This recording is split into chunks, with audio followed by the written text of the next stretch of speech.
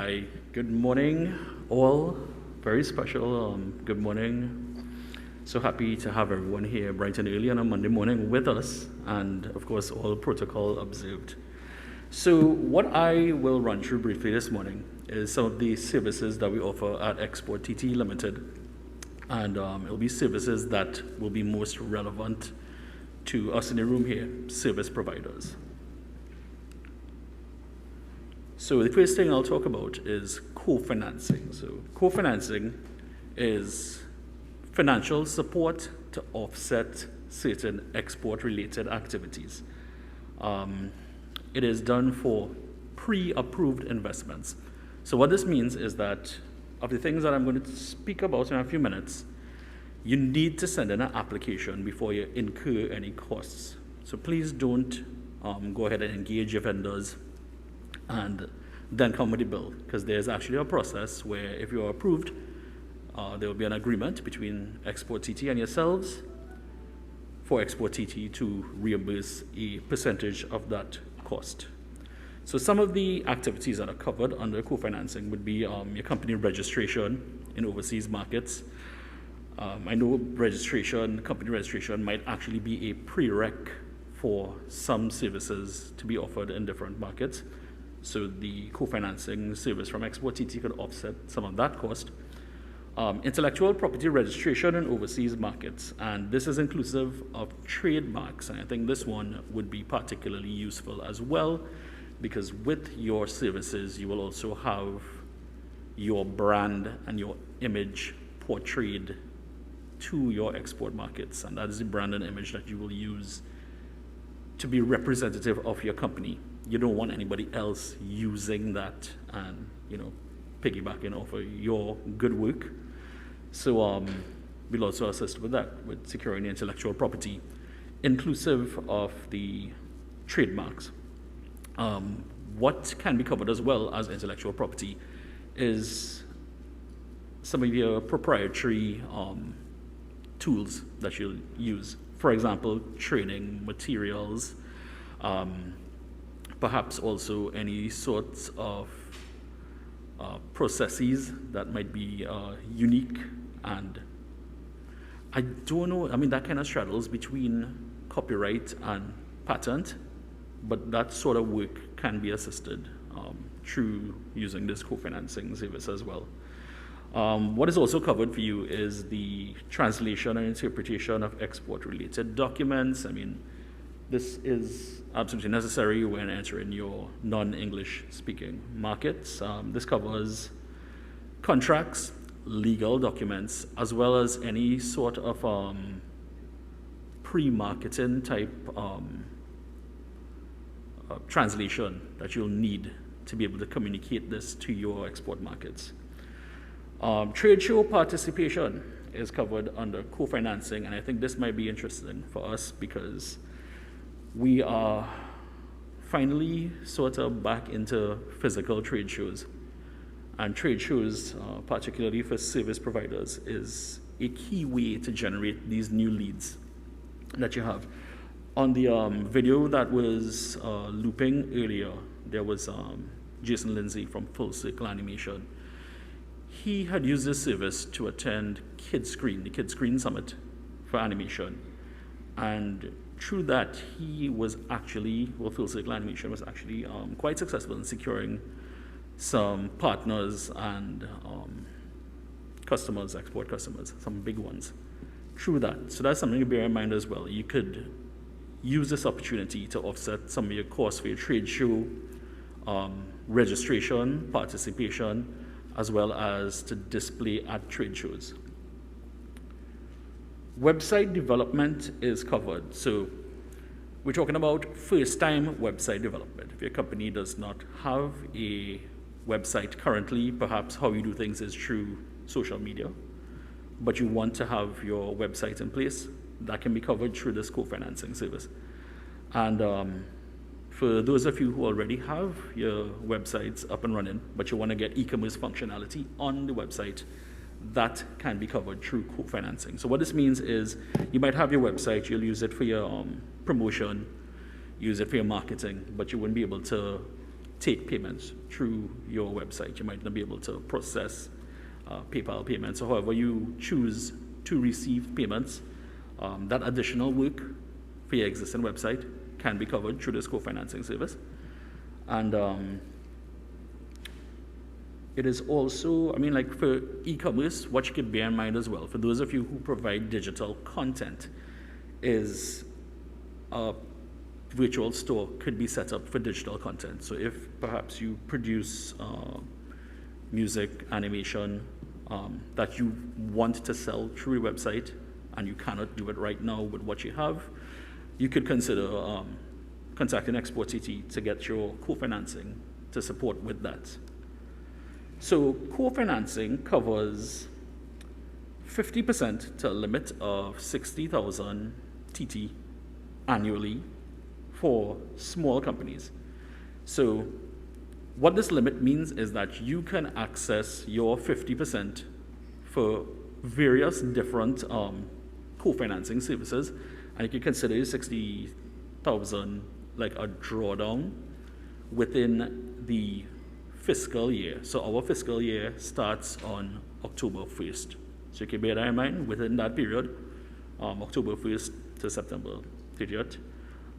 You can access up to 60,000, well, 50% to a limit of 60,000 for some of these export-related activities. If you're a small company, in that you generate under 8 million TT annually. For the medium companies, I should mention, with the small companies, the funded portion will be paid directly by ExporTT, so that percentage will be paid by ExporTT to your supplier, which is useful in freeing up your cash flow, so you don't have to spend that up front and then get it reimbursed. Once it's approved, that payment for companies of this size will be made directly to your supplier. Medium companies, those who generate 8 to 15 million in annual turnover, you all can access 50% to a limit of 55,000. What is different with the medium companies is that it is reimbursable. It's not paid directly to your suppliers. So you'll have to incur the cost and then come to us with your proof of payment for you to receive the reimbursement for what was spent for the activity. Similarly, it's a similar arrangement for the large companies. And when we say large companies, we're talking about those who generate over the 15 million in annual turnover. So it's 50%, and there's a smaller annual limit for the larger companies of 50,000 TT for these sorts of activities. And it is also reimbursable, as with the medium companies. So ExporTT could also provide some support for standards implementation.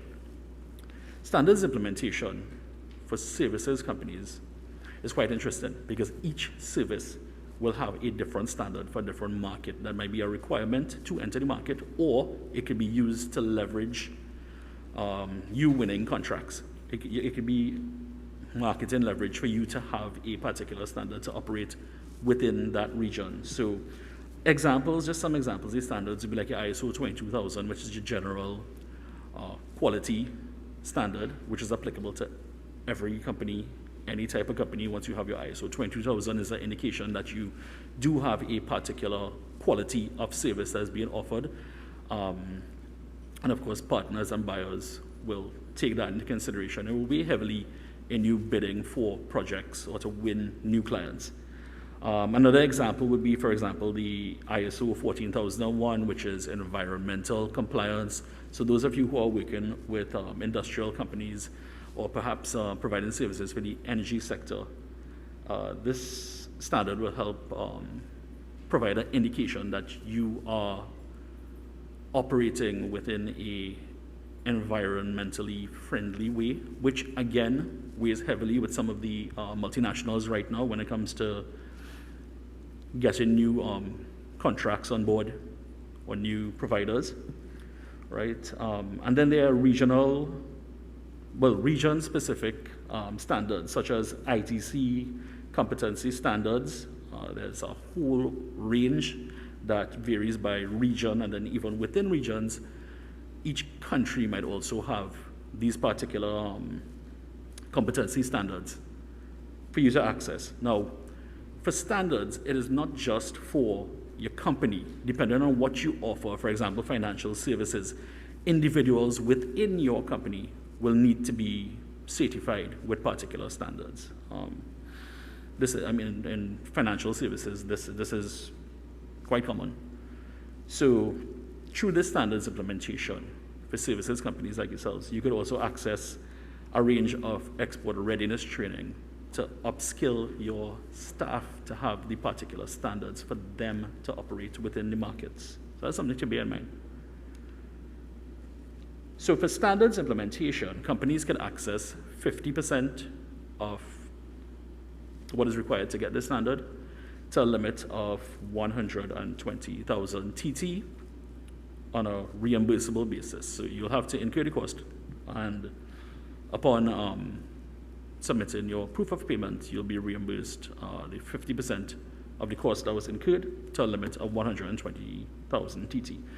What this means is that to max out at 120, your standards implementation has to be at least 240,000, and 120 will represent 50% of that. Just as well, if it is over 240,000, the ceiling is that 120 TT annually, and we go with the same financial year, where it is from October to September. So within that period, you can access that for your different types of standards implementation. Now, there is the research and development facility, and this is, it's actually like, it comes in different phases, and I'll explain that in a bit. So this is to fund projects that lead to commercial exploitation, particularly in export markets by companies. I stress on the export markets because when it comes to the weighting of the evaluations for RDF, exportability and commercial viability weighs quite heavily in that application. So bear that in mind when you are sending in your RDF applications to us at ExporTT. Now, the objective of the RDF is to stimulate and support investment in new and advanced technology, and to use innovation as a competitiveness enhancement tool. Everything we spoke about so far is to actually help your company be more competitive. Everything is geared towards export competitiveness. And the research and development facility, that of course falls under the theme 4 of the 2030 framework and national innovation policy. So these are different phases that I alluded to. The phase 1 is to establish technical merit, feasibility, or commercial potential. This is the initial research that will be done. This is to establish if what you have in mind is in fact commercially viable, particularly for the markets that you want to enter. It would also establish if it's technically feasible, because you might have a great idea for delivery of something new, could be like a new software, for example. And while everything works fine on paper, it might not be technically feasible to actually execute. This phase 1 can help you with the research to do that kind of study. So if you need to incur your costs to get perhaps a consultant or some experts to do this type of research for you, this phase will cover 70% to a limit of 100,000 for that particular type of work. Now, if you think you already have your research in place and you are ready to start your new development, phase 2 is for that. And you should bear in mind that you could apply for phase 1, or you could go straight to phase 2 and apply as well. Phase 1 is not a prereq, but if you think it is lacking, you should probably consider that, because that will build your case to apply for the phase 2. However, if you have it in place, please feel free to apply for the phase 2, which is the new service development. And this covers 50% to a limit of 750,000 TT. This 50% is for technical costs that will be incurred. So it doesn't actually cover things like equipment or infrastructure. There is something else that can help you with equipment, and we'll speak to that in a bit, right? But this phase 2 for your RDF is for the development of this new service offering that you have. And the phase 3, this is one you can't apply for off the bat. Successful phase 2 companies could apply for the phase 3, which funds up to 150,000 TT to market what was created, that new service, that new offering that was created in your phase 2. Now, the grant fund facility, this is where some equipment or software and that kind of thing can be covered. The grant fund facility is administered by ExporTT. The applications go into the Ministry of Trade, and the evaluation team is led by the Ministry of Trade. So through this, companies could access up to $250,000 to finance 50% of the cost of the acquisition. Now, when it comes to services companies, the acquisition is a bit different to what you might see on the website, which is geared towards manufacturers and manufacturing equipment. So you could access 50% to a limit of $250,000, and these are the services, the service subsectors that are covered by the grant fund facility.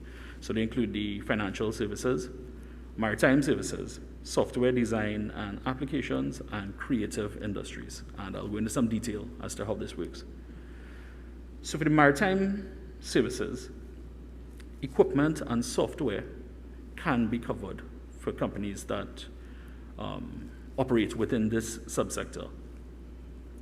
So this equipment and software could assist with your asset management, your accounting and bookkeeping, business process and shared services, such as implementing a CRM or inventory management type system. And it'll also cover some sort of the activities for your investment banking and your professional services geared towards supporting the maritime services sector. Financial services, through the grant fund facility, financial services can access, financial service companies, I should say, could access new equipment, software, and tools. And this slide is completely mixed up because this is the maritime sector. So I'll clean that up before we share that to you. So this will actually cover the asset management, accounting, business process, and inventory management, and investment banking for financial services. All right, vice versa, sorry about that, and it will be cleaned up. Now, for the software industry, for software design and application, the grant fund facility can cover software, it can cover patents for new technology, and it covers the creation of new applications and design for businesses. What this means is that if you have to incur costs that are beyond the scope of what your internal developers can develop, and you need to hire someone to get that done externally, you can apply for the grant fund facility for software design to cover assistance with that creation of new application and designs. And then there's the creative industries. So for the creative industries, this is the development of intellectual property of a cultural nature, meaning any project that you have in mind that you want to apply for as a creative industry company, bear in mind that the slant has to be of a cultural nature. And I will cover the subsectors of film, fashion, music, dance, theater, visual and performing arts. It covers pretty much all the creative industries that can be offered. But again, bear in mind that the application has to be for a cultural nature. So for example, if you have, say, a film production company or recording studio, you wouldn't be able to access simple equipment upgrades or software upgrades for your day-to-day operations. It has to be geared towards a cultural project. So it's something to bear in mind. And that will take me to the end of my very brief presentation, which will leave us a lot of time for Q&A. So I look forward to your questions and answers. Thanks.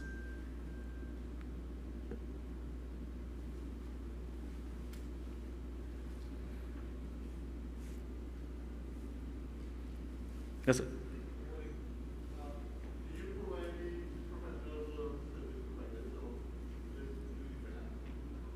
Just the financing. So ExporTT does not recommend any provider for companies. That is the company's decision to make. We will, of course, vet if it is a legit supplier and it's a reasonable quotation and that kind of thing. But we do not make that decision for you. That is entirely up to you, and the payment will be made from ExporTT to your supplier that you selected. Any other questions for Mr. Mirage? Yes. I remember there was a stipulation in terms of how often you could apply for different funds, correct? Yeah. Can you go over that again? Or? Yeah, sure. So for the RDF, it is once every 2 years. The co-financing, there's now no stipulation on it, so you can apply as you see fit for that. For the grant fund facility, it is a 1 year gap. And for the RDF as well, what you should bear in mind is that 2 consecutive RDF approvals can't happen. So you need to complete that phase for one before you actually apply for either a new phase of the same project or a brand new project. And I think that is about it there, Rennie. We dropped a lot of the 1 year lags to reapply. Right? They're just the grant fund facility and the RDF that are time bound like that. I think someone on this side of the room had their hand up with a question for Mr. Mirage. Or did he answer your question already? Yes, hello. I'd like to go back to the question regarding the co-financing facility. Sure. You mentioned intellectual property as being one of the areas that you support, but in the foreign market. But yeah. No doubt preparation will begin here. So do you also support financing for intellectual property course here as well? Sorry, no. It is just for the export-related activities. So once you have your intellectual property secured here, and you need to take that next step to secure it in your export markets, then you can go ahead and apply. Any other questions from the floor? We have the mic strategically located so that you can share your question.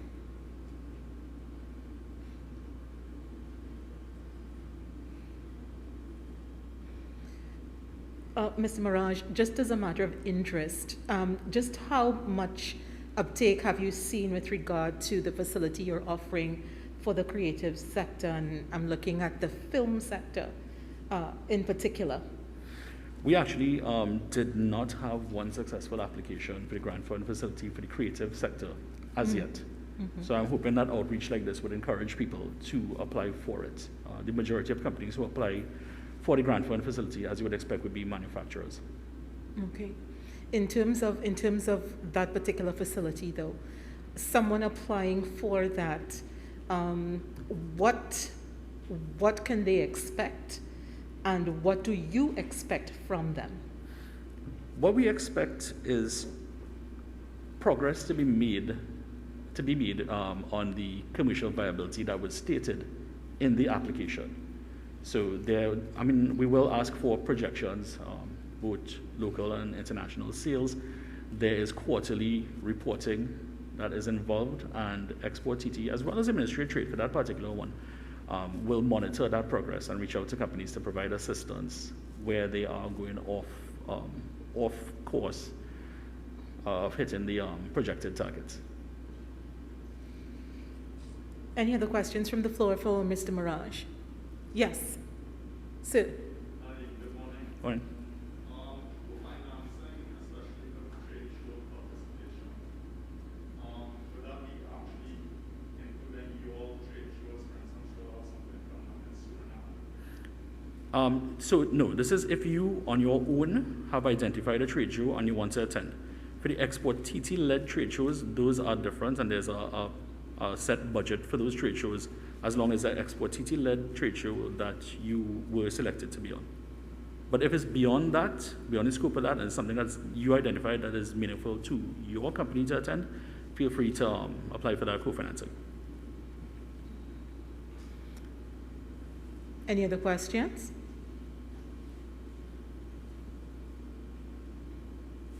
We have one here.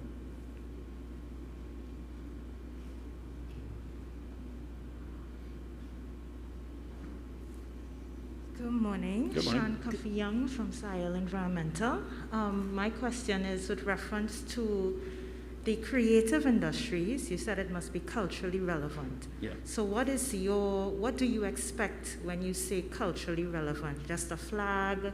You know, what is the length, the scope of what you expect? Yeah. Thank you.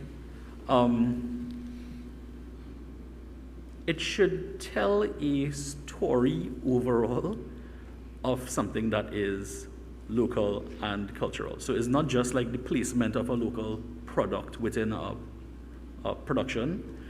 It's not really that. The project itself, the content should be built towards cultural growth.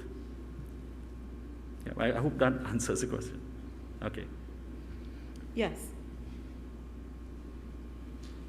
This might be a follow-up question, but you mentioned something with regards to the commercial viability and measuring that as a requirement for the grant funding. When developing something like a project for pitch or a project for development to an international audience, how do you measure that commercial viability if it's a project that requires a certain amount of time before making it commercial? Well, you see, that's where companies have to be creative as to how that commercial viability could be proposed and demonstrated. So we have, at ExporTT, we have access to various good databases, so we can get an idea of demand in particular markets for certain things. But then when it comes to creative, for example, so for animation, we might not have all that data in place. We'll have like more qualitative data that we'll get out of Euromonitor, perhaps, that we can match against what is being brought forward in our application, saying that something is commercially viable.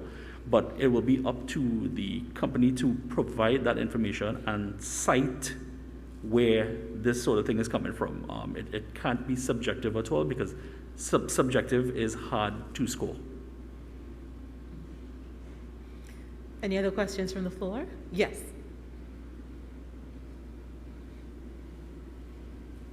Good morning. Morning. With respect to the hospitality industry, tour operators, accommodation providers, and so forth, would they be able to access funding to attend trade shows which they're representing Trinidad and Tobago? Yes. We had a question. Yes. Morning. Comment and a question. The comment is in relation to the creative industries. You said you had very little applications.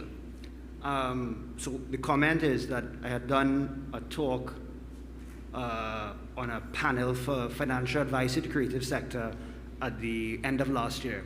And there were probably between 75 and 100 creatives throughout the country. Mm-hmm. And that was their big concern, accessing all this funding. And the simple answer to why they weren't accessing it was they didn't have, within their own firms, the capacity to develop financial projections and so on. They didn't feel confident. So a lot of the work that was done was to reach out to them. A lot of times they don't want to spend the money, they don't see the need, or they're just reluctant to spend because they know there's no guarantee, but you have to kind of invest to make. So that was one comment, is that at least in the creative sector, that was one thing we noticed, that there was a reluctance to get professional advice or pay for advice to develop a strong proposal. Sure. Because most of these agencies require because you're not spending your money, you're spending grant money. Right. And that comes with not strings, but conditions attached to it. And you need to get. So that was one comment. And the question is, if that observation is valid in the creative, do you all have similar issues throughout other sectors you're targeting? Is it that you have a lot of great people and you have to select, or do you have a few people who have the capacity, the resources to put forward a proposal? Because then there's a need beyond. Yeah.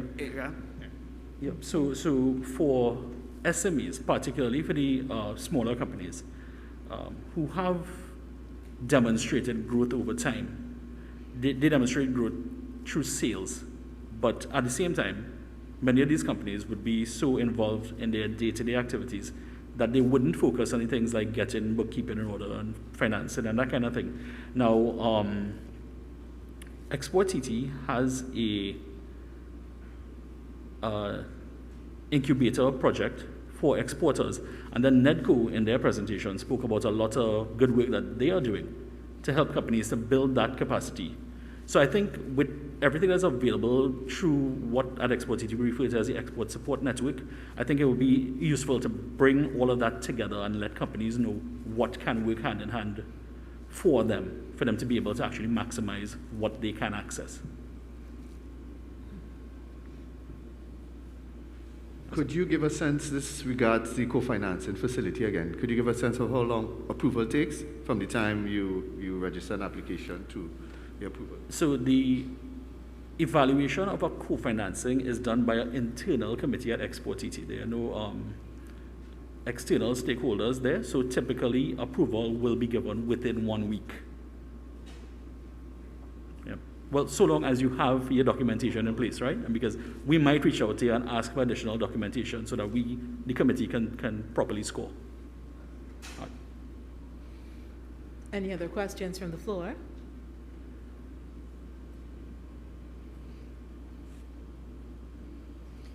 Could you just reiterate once more the key sectors that you've identified for support at ExporTT?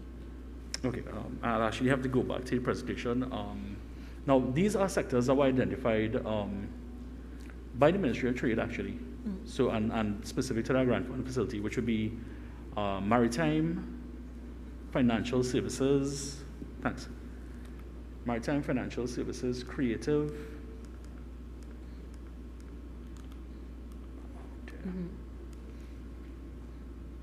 I think tourism as well? No, not tourism. It wasn't tourism. Maritime, creative, financial, ICT. ICT. Yeah. Okay. Any other questions from the floor? All right, well, I'm sure that... Sure, yeah, let me just make sure and fix it, and we'll certainly distribute it through TTCSI. All right. If there are no further questions, at least for this open forum, let us give our appreciation for Mr. Maracha's presentation. Thank you.